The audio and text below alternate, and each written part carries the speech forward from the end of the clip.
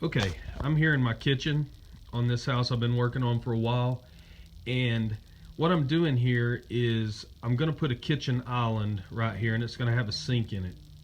Now, it had a drain plumbed in, but the water lines came through the ceiling. Now, I don't want to put any columns on this island, so what I'm doing is I'm plumbing them under the foundation. Now, this is one of those projects that I considered hiring a plumber to do, but you're talking at least a couple $1,000s, if not more, to do this kind of work. So I decided to do it myself, and it looks like I'm probably going to get away with doing it for less than $500. So I'll show you what I've done here. Now, the first thing I did was mark off where I wanted to cut these lines out, and I just took a carpenter pencil and marked these lines all the way over to that wall. And my plumbing is in the attic, which is a little different than a lot of houses, but it's going to come down through that wall and then into this trench and over here by the drain.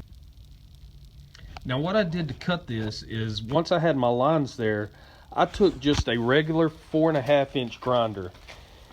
Now, this is just a DeWalt grinder that I had, and what I did was I bought a blade at Lowe's. This is a diamond blade specifically for cutting masonry, concrete, brick, rock, that kind of thing.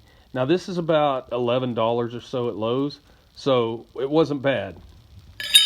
When you're cutting that trench, it's pretty slow going. You know, you take your grinder and you just go down that line, and you want to cut about as deep as that grinder will go, but you don't have to cut all the way through the concrete.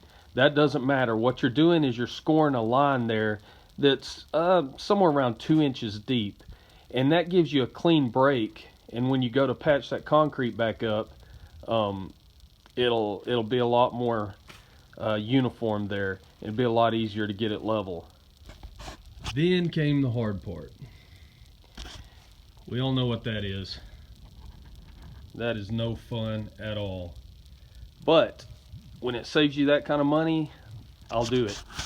So what I did was I just took this 8-pound sledgehammer, and once I got those lines scored, I just beat one spot with that sledgehammer until it cracked.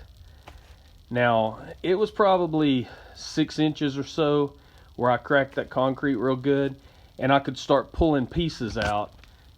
And once you start pulling those pieces out, it gets a little easier from there. What I did from there was I just took this little pickaxe, that's what I call it. I don't know what the real word for it is, but I took the sharp side of it, and once I had about a 6-inch spot crushed, I could hit the crush spot with that pickaxe, and it would bust that concrete up great. And I just pulled it out of that hole. Now, once you've got a hole going, you can just keep hammering with your sledgehammer and then dig it out with this pickaxe, and it works really good. It didn't take all that long to do this. I'm thinking the whole process was probably 2 to 3 hours to get this hole here, so it wasn't that big a deal. And once you get through the concrete, you're just into dirt, and that's pretty easy to dig out. And what I did was I just saved the dirt in this wheelbarrow, and I may need some of it when I go to patch this hole back up. Now, you can see right here, I've got this plastic up because this makes a huge mess, especially with all the dust when you're using that grinder. But you can see I tunnel under this wall just a little bit to where I can bring my water down through that wall and through the base of the wall and underneath the foundation. Now, the way I did that was I've got this hammer drill here, and I put a concrete bit on it and drilled through that bottom of that wall, through the concrete. And then once I got through the concrete, I just tunneled under there a little bit to where my pipes will stick out down into my hole, and then I can trench them off over here right beside the drain. So I've got the plumbing done here in this trench. You can see I've got 3 different pipes running down here. They go down here to underneath the wall. Now, all 3 pipes are coming underneath the wall. One's hot water, one's cold water, and then the gray one is electrical.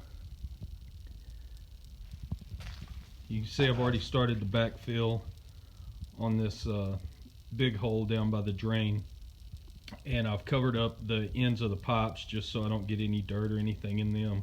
It's pretty important when you're doing this backfill to make sure that, like back in this hole, that you push this dirt back there and pack it down pretty good. Make sure you get all the holes back in there filled behind those pipes and under those pipes. That's what's going to be supporting your pipes underneath this concrete, is this backfill dirt. Now when you use this dirt, make sure that you don't have any sharp jagged rocks or big pieces in there, because you don't want your pipes rubbing against that and eventually rubbing a hole in them. But the main thing on this is support, so get as much packed in there as you can and leave room for your concrete, and you'll have to do the same thing on your concrete. Now you can see these pipes down here. Some of them are a little higher than others, and that was on purpose. But in order to get this dirt back underneath them, I've just been going back and forth with my hands like this and working that dirt down in those crevices so that it fills every hole underneath those pipes before I start this backfill process. That way they have support underneath them, and I won't have to worry about them bowing under any kind of pressure. Not that there'll be a lot of pressure under here, but even concrete foundations do give a little bit. So it's good to have these packed in as tight as possible. Okay, so there you go. I've patched it with concrete. I used a concrete mixer, just a cheap one from Harbor Freight is what I have. They're about $200 or so, but well worth it if you're mixing up much concrete. And I got the concrete at Lowe's. It's a Pro Finish 5000, I believe, and that's what I used to patch it.